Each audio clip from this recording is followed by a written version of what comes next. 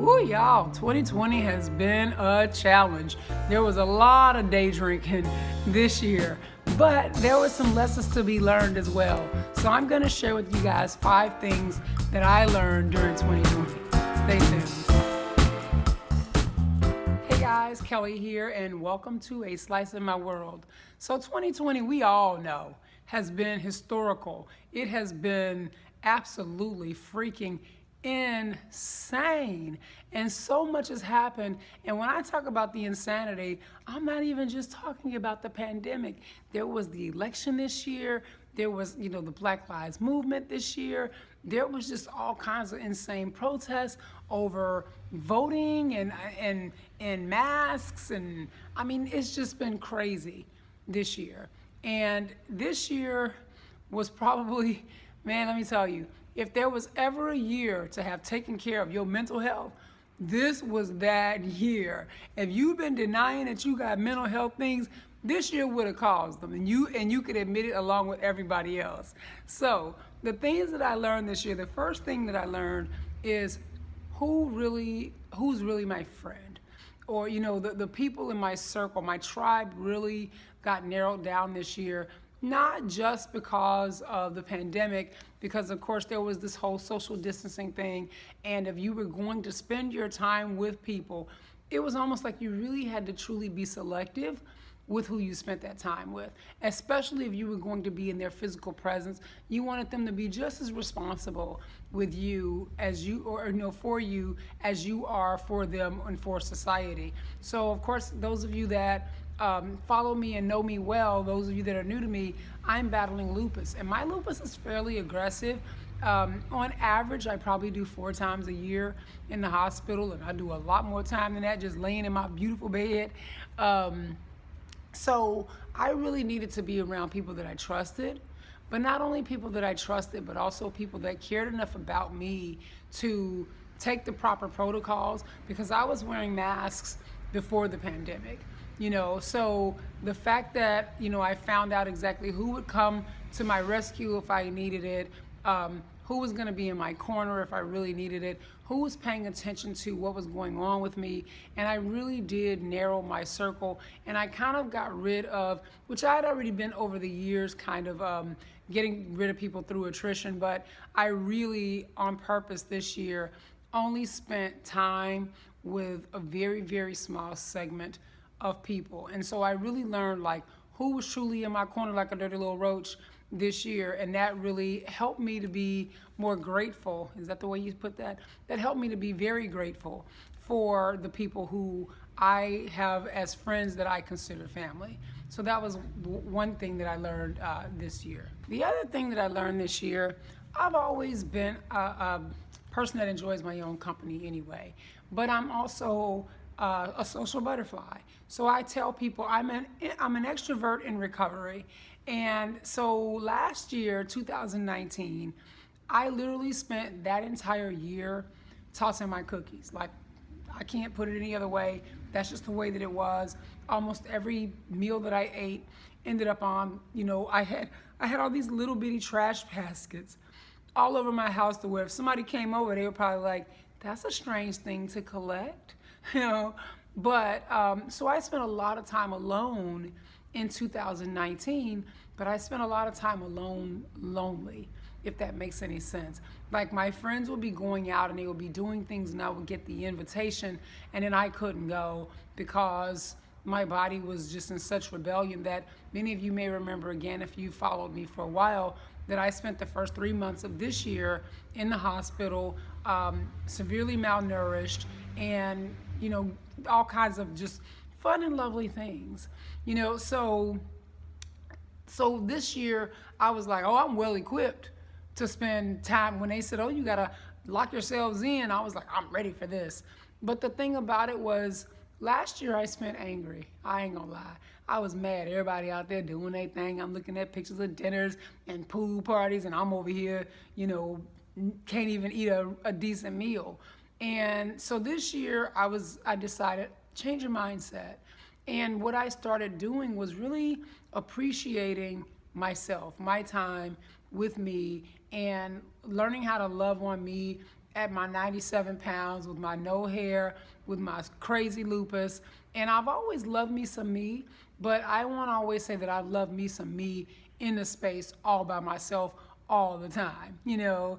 And so this year I really learned how to dial into who I am, what I feel, what really matters to me, what I really want going forward for my life, and all of those things. So I learned how to truly sit back and do nothing but sit on my patio with a cup of coffee or a glass of wine and blow bubbles and just enjoy me being in my space in my own company.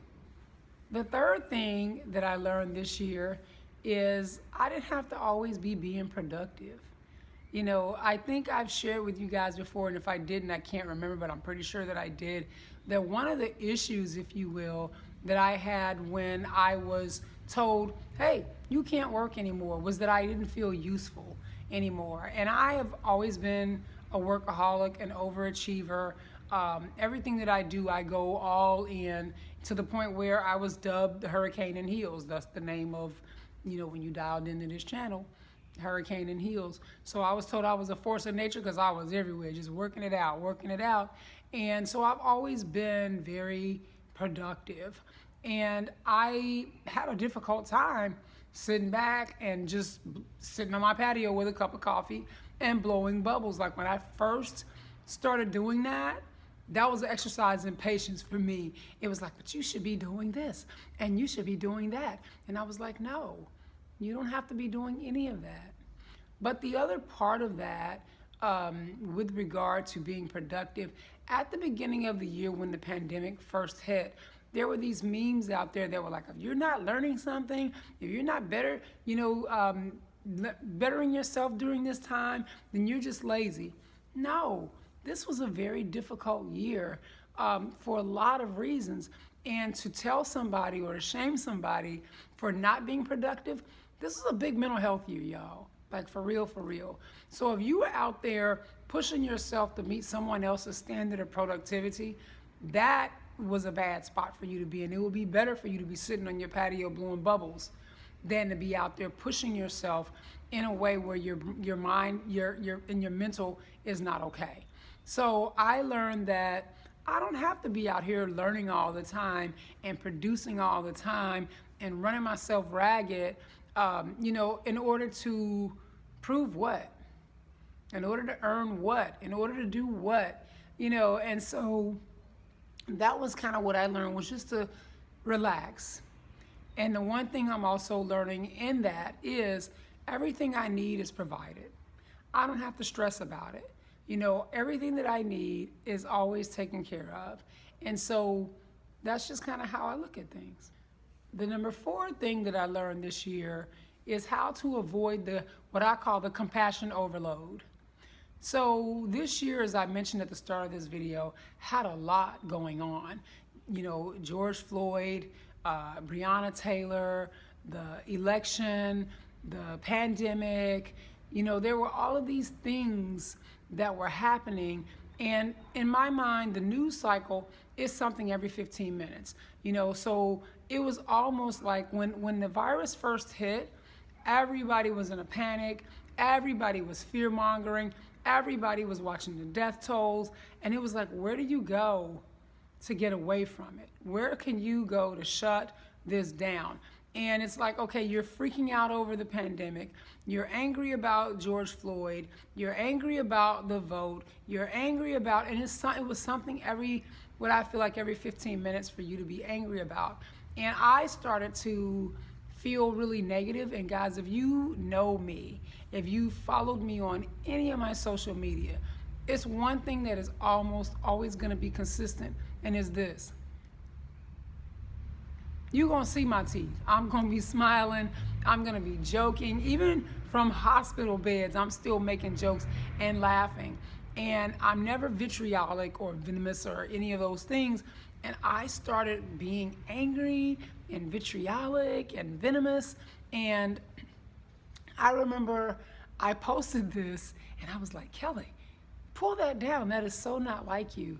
So if you are battling your body, I am pretty sure that someone has said to you, oh, if you go plant-based, everything will be okay. You'll be cured, right?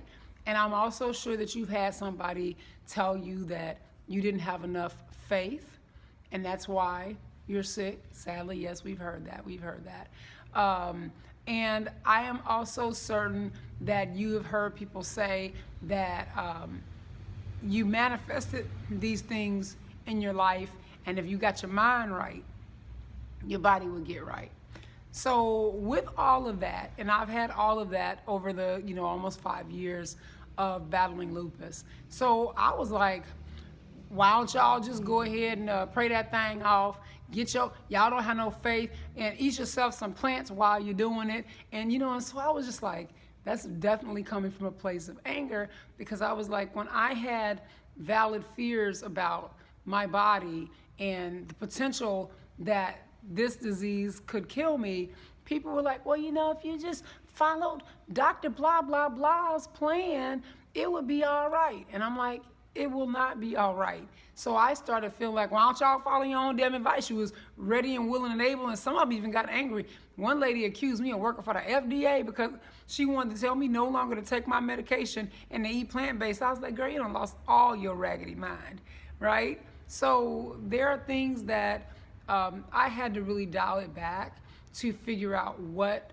issues, if any, were important to me. And for me, being a lupus warrior, the hydrochloroquine thing had me. I was on fire. I was following those studies. I was updating my tribe and reporting on that. And that was the one thing I focused on, because I couldn't change anything else, but I could keep people at least informed on this and try to make changes with regard to that. So the one question I guess I asked myself was, where can I make my deepest and my greatest impact? And that is where I focused my attention, and I left the rest of the news cycle alone.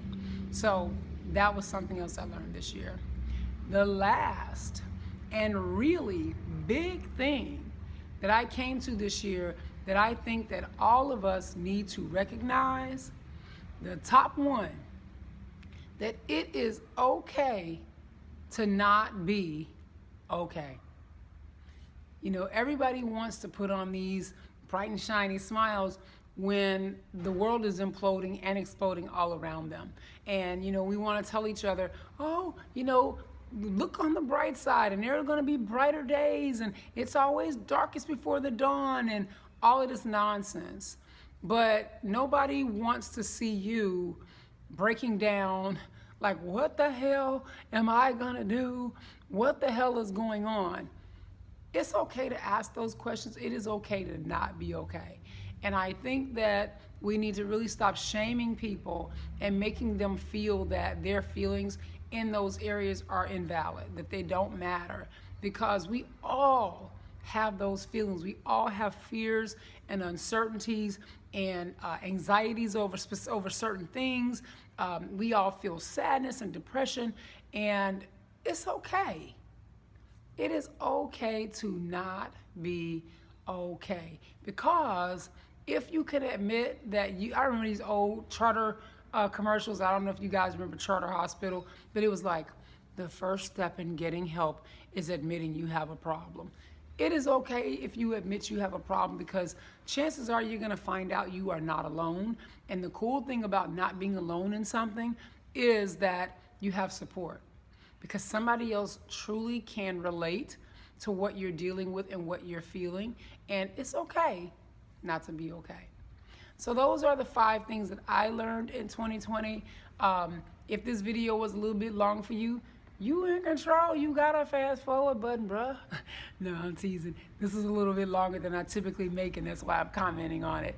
But anyway, so if you guys like this video, please obviously give it the thumbs up. That's how you support my channel. Also, subscribe would be awesome. If you're not one of my fantastic subscribers, you should be. And also share.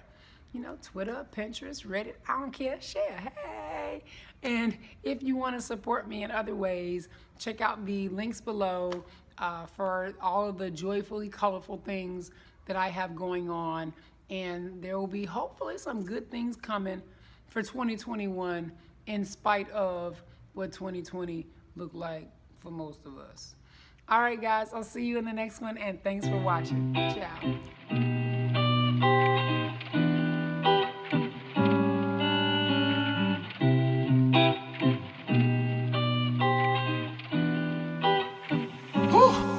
Yeah.